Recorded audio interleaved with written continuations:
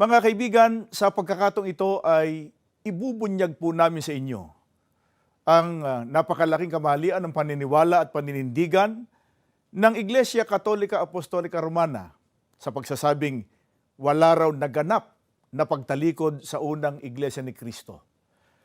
Mga kaibigan, sa marami ng pagkakataon ay pinatunayan po namin sa inyo sa pamamagitan ng programang ito at ng iba pang mga programang pangrelihiyon ng Iglesia ni Cristo ang ukol po sa naganap na apostasy o pagtalikod ng mga kaanib sa iglesyang itinayo ng Panginoong Hesukristo noong unang siglo sa tunay na pananampalataya.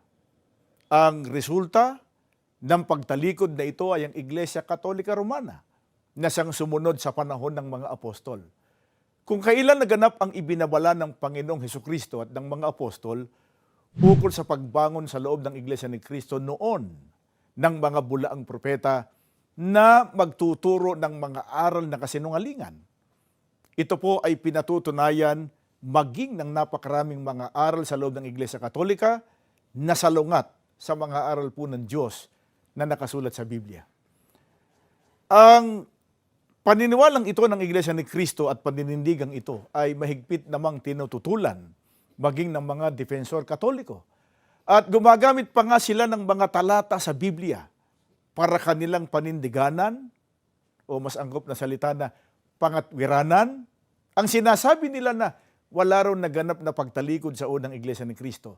Ang isa rito yung nakasulat sa Mateo 16:18. Mabuti basahin natin ang nilalaman ng talata at tignan natin kung paano nila ito inuunawa at pilit na pinangangatwiranan.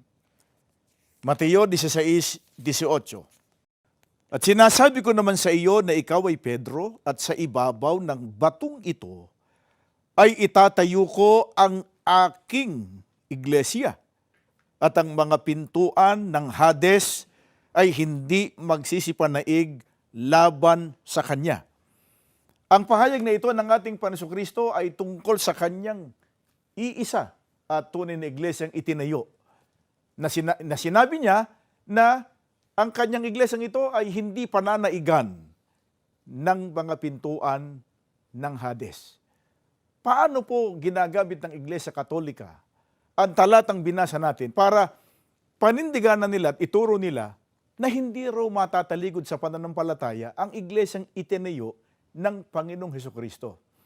Dala po namin ang isang aklat ng Iglesia Katolika na pinamagatang siyang inyong pakinggan, ang aral na Katoliko, sa pahina 79.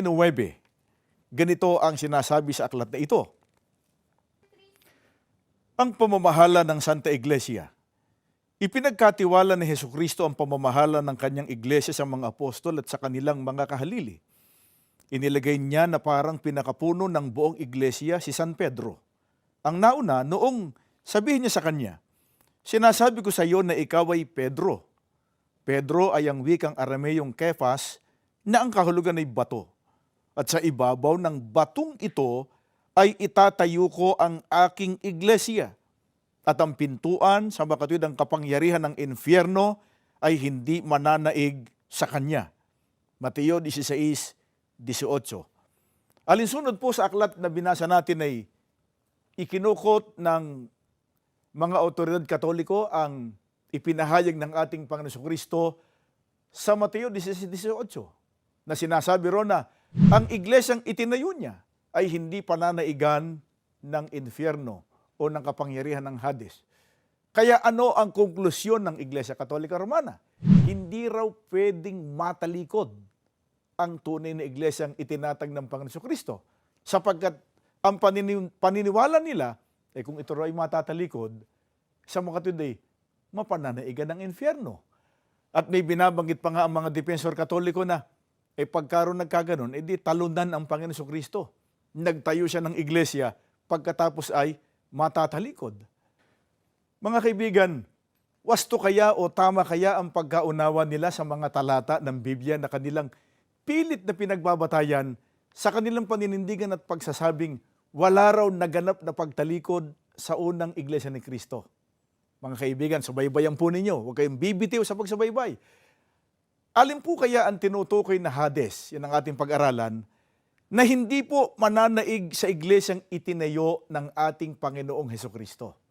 Ang babasahin namin sa inyo ay isang salin po ng Biblia.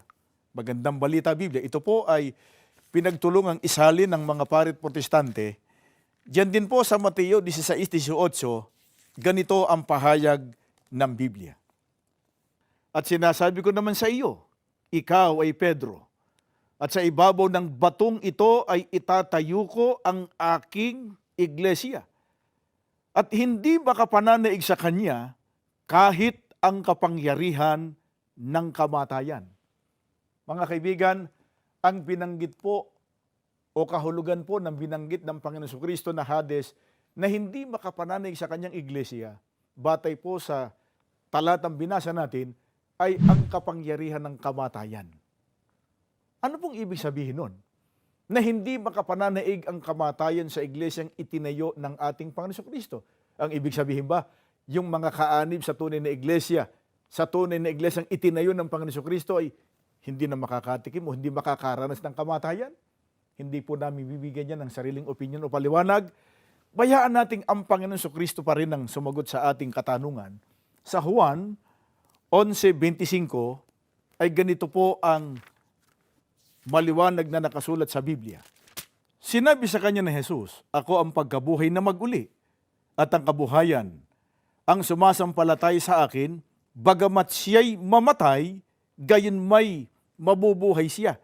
Mga kaibigan, sa talatang ito ay may pinatutunayan ng ating Panginoon Jesucristo na mga tunay na sumasampalataya sa Kanya, alalaong bagay silang mga kaanib sa tunay na iglesyang itinayo niya, ang sabi ng ating Panginoon Jesucristo, bagamat sila'y mamatay, ay mabubuhay siya. Kaya hindi po nangangahulugan na pagka ang tao ay umanib sa tunay na iglesia ni Kristo, ay hindi na mamamatay. Itinakda po sa lahat ng tao yon. Pagkatapos po na magkasalang mga unang nilalang ng Diyos. Pero napakadakilang kapalaran po makabilang sa mga tunay na sumasampalataya, sa mga tunay na kaanib sa iglesia ni Kristo, sapagkat bagamat sila'y mamatay, sila po ay mabubuhay. Kailan po muling mabubuhay ang mga nangamatay na kaanib sa tunay na iglesia ni Kristo? Pinatutunayan po yan ng Apostol Pablo sa unang Tesalonica, dito po sa 4:16 hanggang 17. Sapagkat ang Panginoon din ang bababang mula sa langit na may isang sigaw, may tinig ng arkanghel at may pakakak ng Diyos. At ang nangamatay kay Kristo ay unang mga bubuhay na mag-uli.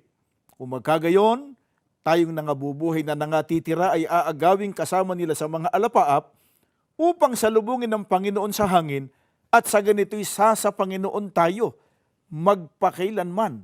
Mga kaibigan, sino po ang mga nangamatay na pinatutunayan po ng Biblia na bubuhay mag-uli para magtamo ng buhay na walang hanggan? Sila po ang mga namatay kay Kristo. Alalong bagay, mga kaanib sa tunay na iglesia ni Kristo. Yung mga dinatnan na nabubuhay pa, sapagkat darating ang Panginoon Kristo, hindi naman lahat ay patay. May darat ng nabubuhay pa na mga kaanib, na mga tapat na iglesia ni Kristo, sila ang wikay aagawing kasama nila sa mga alapaap para sa mga Panginoon magpakilan-kailanman.